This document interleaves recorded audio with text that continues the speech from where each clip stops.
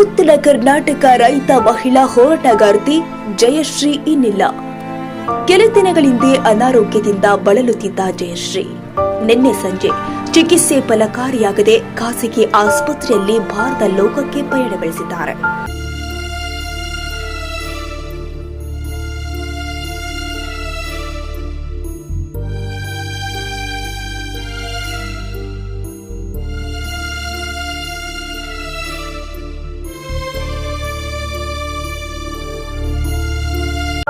ಉತ್ತರ ಕರ್ನಾಟಕ ಭಾಗದಲ್ಲಿ ರೈತ ಪರ ಹೋರಾಟ ಮಾಡುತ್ತಾ ಸಂಘಟನೆ ಮಾಡಿದ್ದ ರೈತ ಹೋರಾಟಗಾರ್ತಿ ಜಯಶ್ರೀ ಗುರಣ್ಣವರ್ ನಿನ್ನೆ ಇಹಲೋಕ ತ್ಯಜಿಸಿದ್ದಾರೆ.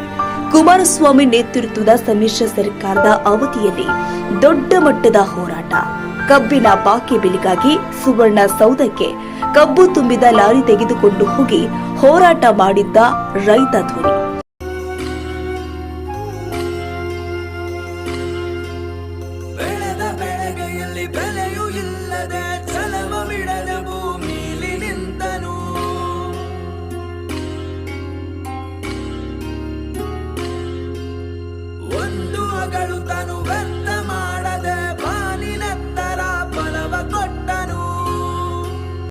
ಸರ್ಕಾರದ ಗಮನ ಸೆಳೆಯಲು ದೊಡ್ಡ ಮಟ್ಟದ ಹೋರಾಟ ಮಾಡಿದ್ದ ಜಯಶ್ರೀ ಈ ವೇಳೆ ಕುಮಾರಸ್ವಾಮಿ ಜಯಶ್ರೀ ಕುರಿತು ಹಗುರವಾಗಿ ಮಾತನಾಡಿ ಟೀಕೆಗೆ ಒಳಗಾಗಿದ್ರು.